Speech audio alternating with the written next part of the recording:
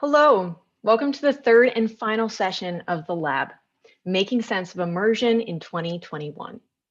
This series of online meetups gathers key professionals from the mixed reality and museum industries for game-changing conversations. For today's third episode, Immersion for Cultural Institutions, we will focus on the big question, which technology for which need? Hi, I'm Dara Dandaran. It is so exciting to be here hosting this on behalf of several amazing institutions across different continents that are wanting to have these hard and really interesting conversations about how we move the future forward. I'm a creative director, a curator, and a journalist, mostly working with immersive and emerging technology and new media to try to bring audiences closer to what the future will look, feel, sound, and be like. All that to say, I've worked with different companies like Vice, Refinery 29, Wallplay, Sensorium Studios, Superbright, and several others to push this forward. I'm a fierce advocate for bringing more people into the industry so that they can play and learn and have a wonderful time really being part of the future. For museums, for studios, for different institutions, creators, technologists, this is important that we have these conversations because this technology is not always incredibly accessible. So we're really happy that you're here to join us today. We hope you'll benefit from these conversations. A little bit about the background and the organizers now. This program has been initiated by We Are Museums, an online community of museum change makers leading museums through change, and Museum Connections, an international trade fair focusing on the business and sustainable challenges of museums, cultural, and touristic venues. Museum Connections highlights trends and innovations to imagine the new visitor's experience. And the next event will take place in May in Paris, France. For the lab series, they connected with key actors from across the fields and oceans to join forces.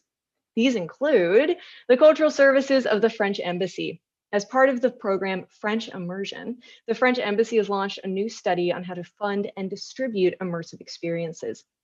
The study is conducted by the US crowdfunding platform, the Kaleidoscope Fund, that has built a global network of more than 20,000 top VR creators and industry leaders. The Pixii Festival, a French festival that features an exhibition of the most innovative stories and digital installations, and Fabbula, cultural practice and observatory dedicated to the idea of worlding with digital media. This includes virtual reality, open worlds, and online streams. This program has the ambition to create a safe space for dialogue for the key actors of the VR and immersive industry, working with cultural institutions to unpack and unlock the main challenges still existing. 3 30-minute online sessions, this one being the last, will welcome experts from France, from Europe, and the US, and beyond to share their experience and analysis of immersive projects and the work that they're doing to forward them. This cycle of ongoing discussions will inspire a roundtable to be organized at Museum Connections 2021 in Paris. For a recap of our first and second session, the first we talked about how to foster collaborations between immersive creatives and cultural spaces. We spoke with a few different, I'm saying this because it would be wonderful if you could go and check out the past links. We have them recorded on YouTube. So I won't go into too much detail because I want to get into these next participants. But I will say the second episode, which just finished up last week, was about immersion for cultural institutions as well. You can check out, I believe that they are linked at We Are Museums as well on their YouTube page. All that to say, I want to jump into our first speaker of today, Cami Lapato. She's the co-founder of Diversion Cinema. Pardon for the ambulance. I'm in New York. Hi from around the world. So if you hear any sirens, that's just in my background. Our first speaker is Cami Lapato. She's the co-founder of Diversion Cinema, a virtual reality spaces creator and immersive experiences distributor. Cami has worked for 8 years in the French film industry. Her VR adventure started in 2015 with the opening of the first VR cinema in France and continues on with the creation of Diversion Cinema in 2016. That creates and operates virtual reality showcases and spaces for companies and different festivals. In 2018, it launched a distribution division and acts as an international sales agent with the aim of bringing the best XR experiences to audiences worldwide. In 2019, Cami began leading the distribution college for AFXR, the French Association for XR, and teaches at Le Mans de Paris as well as Les Sorbonne. Without further ado, I pass it on to Cami. Thank you. Hi, thank you very much. Yes, I will share my screen in order to give my presentation. Let me make sure that it's working. I think it's working, yes. So the question was, immersion for cultural institution, which technology for which needs? Well, for diversion cinema, we had, I kind of focused in 3 different technologies. The first one would be the 360 films that we showcase in what we call the VR cinema. We did it for multiple cultural venues, but I wanted to focus on one particularly, which is an aquarium in the west of France called Oceanopolis. But as you can see, we also put together a VR cinema for, let's say, more prestigious venues, as Le Panthéon. Part of the movie that we show is called Séance 1 to 9, which was produced for the exhibition. And the picture that you see here is from Le Musée d'Orsay, where we put together a VR cinema for the French-German broadcaster called Arte. Let's go back to Oceanopolis. I wanted to show you a very short video about this event. It's a 1-minute video. Let's do it.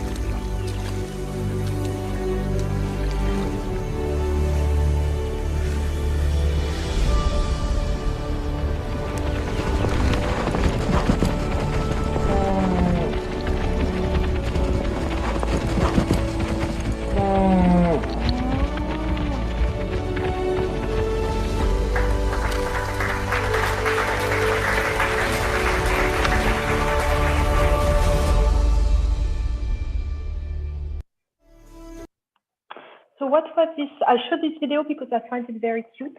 And also because sometimes people, when we talk about a VR cinema and an 80-seat VR cinema, people don't realize how it looks like. So this is how it looks like. And this is also how people react after seeing the 2 movies that we offer them, let's say, for this screening. So this event was back in 2018. It was a 42 days event, 80 cinema, VR cinema seats. We did 7 screenings a day, which roughly made us welcoming 24,000 people. It was super interesting for us because it was the biggest VR cinema we put together, but also very nice, as you can imagine, to welcome those people and to have them clap at the end of the screening. That was very interesting. Also, what was very interesting is the needs of the Oceanopolis, because why did they needed to have this? Why did they choose to have this event? First of all, because it's an aquarium. High season for them is summer. And so each summer they need to market themselves in order to communicate, like to have novelty to offer to the audience. So each summer they have a new event. And this summer it was a VR cinema, among other things, by the way. So it was very good. They decided to have this VR cinema and to pay for this VR cinema because they needed to market themselves. For us, it was to market themselves prior to the event through communication, and during the event, as they asked us to ask people, to encourage people to actually put comments on TripAdvisor. And this summer, the TripAdvisor of Oceanopolis went up in terms of stars because people were just enthusiastic and wanted to share their enthusiasm. It was also a good way for us to put creative work forward. and of course to monetize for ourselves, but also for the producers, and to make VR known by an audience that is not attractive to VR natively, let's say.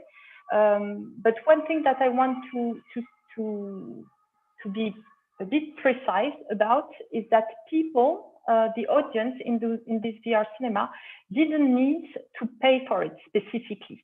They would pay the entry tickets, and then they would be able to choose one of those events that the Oceanopolis had this summer. We were sold out during the whole 42 days. And again, the enthusiasm was very nice to witness.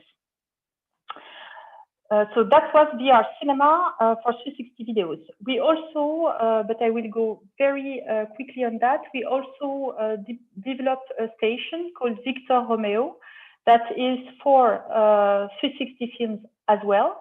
But doesn't need to have a dedicated VR operator. The aim of this station is to be deployed in a venue, and that the venue will take care of it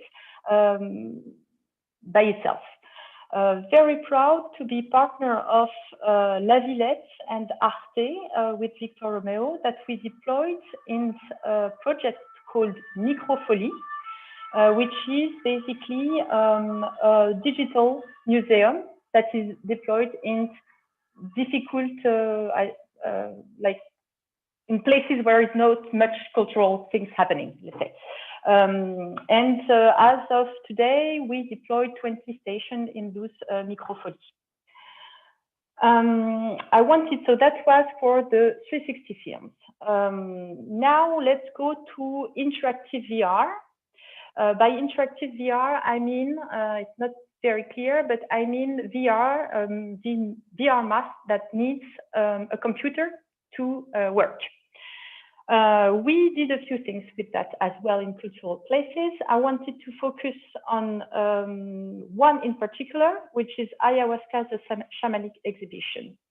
Regarding interactive VR, we mostly do events, but we also equip a few places, and one of them is the picture that you see here, which is called Galerie Cinéma and is in Paris. Let's go back to Ayahuasca, the Shamanic exhibition. We were the very happy distributors, sales agents of a piece called Ayahuasca, the Cosmic Journey, which is directed by Jan Koenen and produced by Atlas V. The first time we saw Ayahuasca, Cosmic Journey, we were absolutely enthusiastic about it. And just after seeing it for the first time, we actually had a discussion, like an hour discussion with Jan Koenen. And it was very super interesting, and it kind of made us see the VR experience with different eyes after this conversation with Jan. That's why we thought it was super interesting. It was needed actually to add a little bit of context around the VR piece. And that was the first reason. And the second reason is because we wanted to try a different kind of distribution model. And we had the feeling that by creating an exhibition and calling it exhibition, we would be more understandable for cultural venues. So this is what we did. We actually gathered elements for the exhibition coming from Jan Koenen itself, through its different art ways of talking about his ayahuasca experience. We also put together extracts of a documentary. We recorded shaman chants that people would be able to listen to in order to understand what a shaman chant is about. And of course, the VR place, let's say, where people would experience VR the VR per se, which was a little bit with a little bit of set design as well. This exhibition was shown for the first time in the IJsteam Museum in Amsterdam in November last year, exactly a year ago. The exhibition took place for 11 days. We had 5 sits, and we roughly welcomed 600 people in the exhibition. The fun fact is that for us, it was the first time, of course, that we created an exhibition. So we were not very sure what we were doing. Actually, we did a few mistakes, many mistakes. But at the end, it all went well because the exhibition was sold out 2 days before it even started. So we were very happy with that and also a bit anxious. For IFE Museum, the idea was to see if this exhibition would attract a new audience. It was a way to monetize their venue as well. And for us, as I said, it was part of our R&D for distribution and to try different models. So that was ayahuasca using interactive VR. The last one would be the Quest technology. Quest is, well, you know the Quest, the Oculus Quest. We have one piece which is called Peach Garden, which is kind of a walking, a rooming experience that we deployed two times in Spain in September, but in Paris we showcased it in Le 104, which is a cultural venue. Unfortunately, this showcasing started beginning of November, and it was planned for 13 days, but we had to interrupt it after 3 days because of a new lockdown here. So we don't know exactly what would be the outcome of it. We hope that we will be able to reschedule it at the end of the year or beginning of next year. But while Le 104 would be willing to do it, first of all, because it's a new art form, and one of the missions of Le 104 is to actually be a place of culture and innovation. So they had the need to understand what is immersion about and how do they, what is their place in it. Also monetization and training, as they know that immersive is coming to them and coming to everywhere. They need to actually make sure that they know what they are talking about and that they are able to welcome this kind of artwork. So I would conclude very quickly to say that it's really, which technology, it's really about what drives your decision making, what is important for you. Is it the artwork? If it's the piece in itself, most of the time they do bring their technology with them, and you can't really choose which technology to use.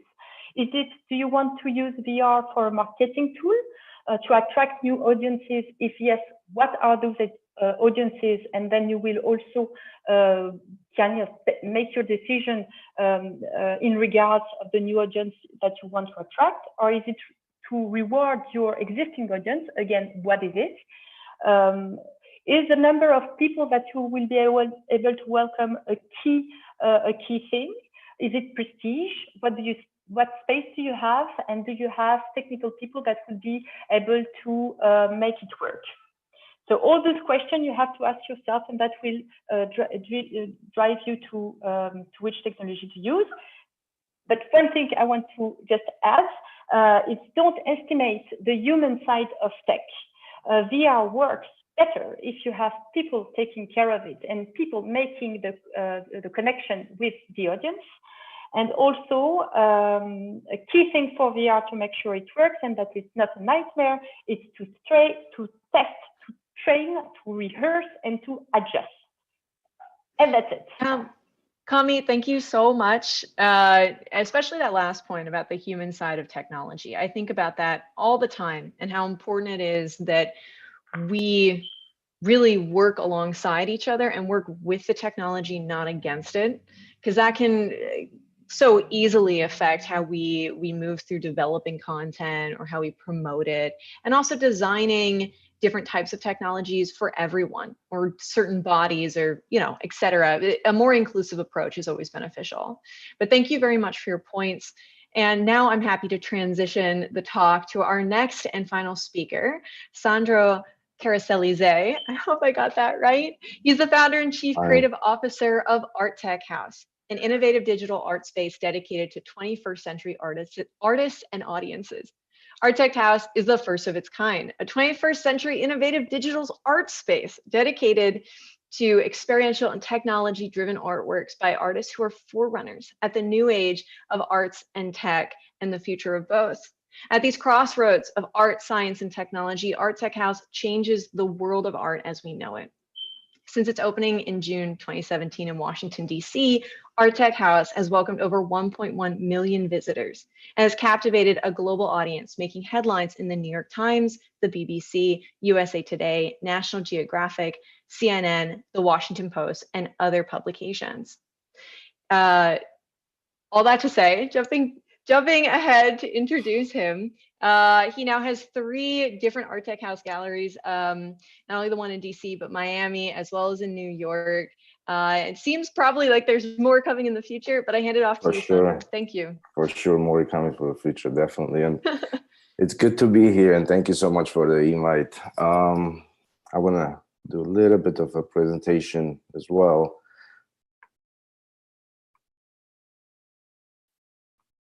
I hope everyone is staying safe, and thank you for joining us today. So at Art Tech House, we really, our mission is to pioneer this type of experiences with the technology.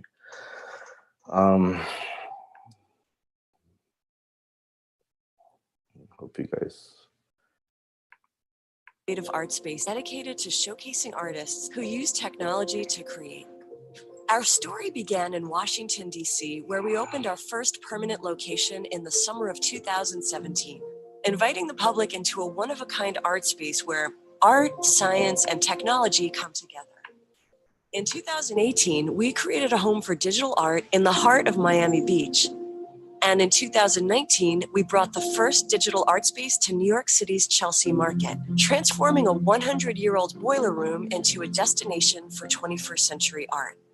At Art Tech House, one can always be inspired, educated, and empowered through exploration of groundbreaking creations and the best new ideas in this medium of art.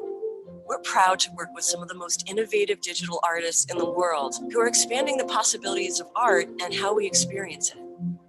Thank you for joining us at the intersection of art, science, and technology.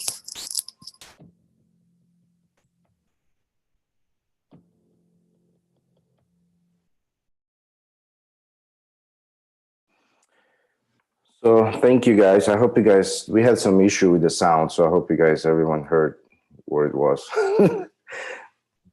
Dealing with the technology, you know, I think one thing for sure is the troubleshooting. You got to have a lot of patience and a lot of expertise on that. Otherwise, I think it's a wonderful tool for 21st century creatives, definitely to think outside of box. And really, I think we are, you know, I believe living in a really wonderful time where all the art forms that we have known can come together and use with the help of technology, create absolutely new experiences, and definitely for 21st century public. So for our first location, we opened up in Washington, D.C. I am from Washington, D.C. I've been there since '94, and it was kind of serendipity ways I found the first location. It was meant for theater, but never been occupied. So it was built actually the same year that I arrived to DC, and never been occupied. Been sitting there, and we are lucky to discover underneath the office building and turn into a 21st century destination. Using a lot of projection, of course. We use a lot of different tools. We use, of course, light source. We also have our augmented reality app that we actually produced it and, you know, created it in-house. So we have a wonderful team of technologists that we able to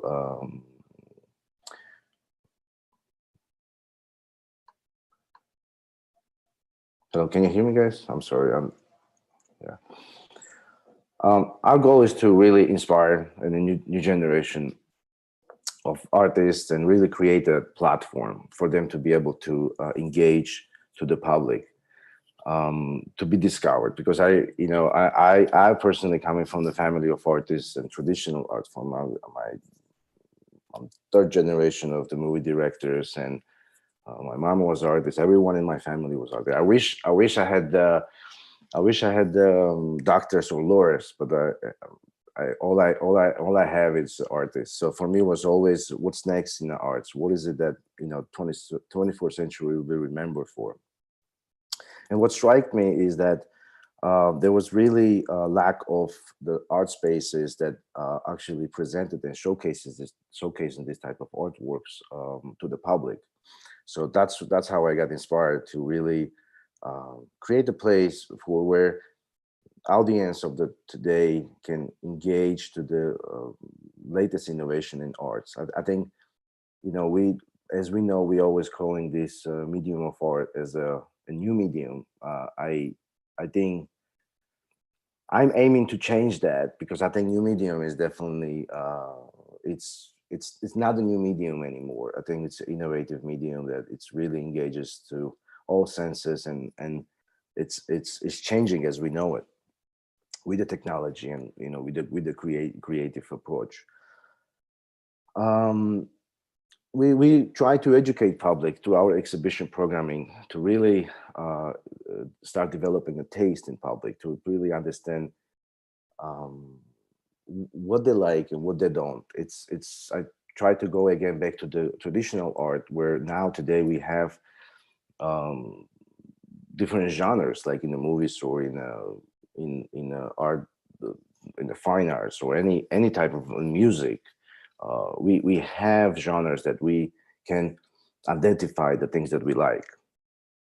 In this medium, it's a beginning. I think we are right at the beginning of something new, where audience going to be start developing a taste and start developing understanding of what type of experience through technology they enjoyed most.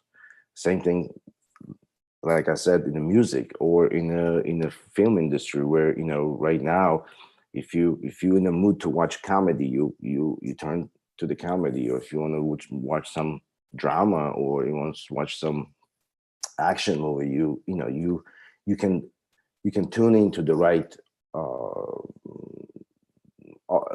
the right experience, for your needs.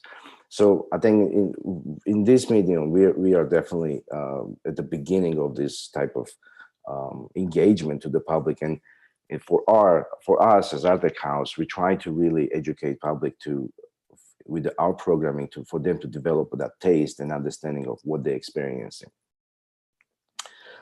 Empowering artists is, I think, it's most important, because what I learned from the get-go when I opened up our doors, that definitely there was so many artists out there that use technology to create, but there were really small amount of exhibitions or things that can be traveled or can be showcased. So we stepped in and really created, actually since day one, we now created 20 new exhibitions supporting incredible artists and commissioning them to create. So we proudly can say that really we start that kind of like ecosystem in a way, especially in the United States. I think in the United States, definitely. I mean, I say in Europe, this medium was definitely way ahead of a time and more appreciated than in the United States. So we're really proud to be the first art space fully dedicated to this type of art.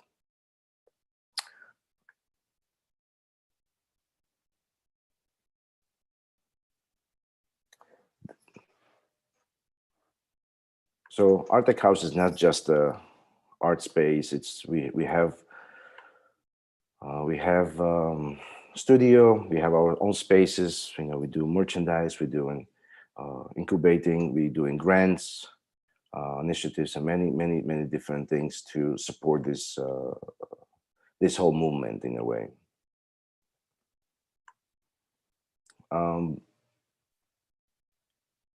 So it's going a little slow, or maybe I'm not woke up yet. I had we had the crazy deadlines we had to work on, working a lot of great stuff, even during the pandemic, and you know it's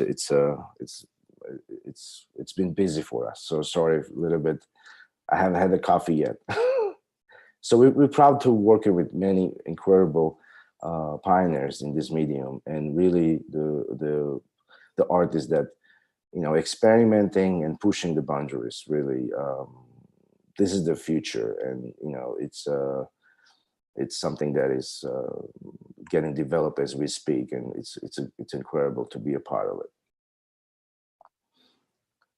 That's what some of the artists saying about us working, and you know, just a few notes. And in going to the technology, you know, we use, for instance, in New York City, we pushed completely all the limits with the pixels. I think even now nobody knows how many thousands of pixels we have in that space, because we used 16 barcode projectors, which is the top of the 30,000 illuminant projectors, and the space is pretty much, you can't see any pixels. So we're really proud of that. And even though I'm not the technical guy, so I don't usually don't talk about this stuff, but it's definitely was something that we pushed to the limits, and nothing like this exists in the world. I know we see some exhibitions, and we see them projections, but the quality for Art Tech House is the goal. We always trying to make sure that our projection systems and everything that we use and we create, it's the top of the line. We also use, yep. If you could give your closing remarks, then I'm gonna have to close the session. Sorry, I'm there. Okay, no, it's okay. Thank you. But just want to say I think the most important part is the technology is there, and everything is the tools that we have. It's incredible. I think most important part is the human interaction with those technologies, and really the imagination to use them, because I think it's just the incredible tools, and you know, it's all about how you wanted to use them as a humans. Thank you so much for closing on a very, very similar note to Cami, talking about the really significant part of this being the human-centered side. And sometimes we see him as technologists, as creatives, as people moving technology forward, pushing art to its limits, these institutions. I think we do forget that ultimately all of this comes from us. And we're here to build it, to connect with one another, to build community, to have commentary. So I find it fascinating that here we're having a third and final conversation at the lab. And both of you ended doing such different work on the note of human connectivity and the impact of human innovation overall. I want to thank Cami and Sandro and all of the wonderful institutions and people who were involved in this project. Again, this is the third and final episode of the lab.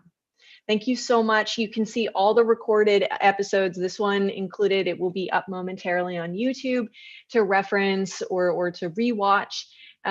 This has been such an amazing opportunity to listen and to learn and to be part of a bigger conversation that's no doubt going to be around for a very long time. And fortunately, we all can be a part of it as we move into the future together. Thank you again. I'm Dara Dandaran, and have a wonderful day. Stay safe.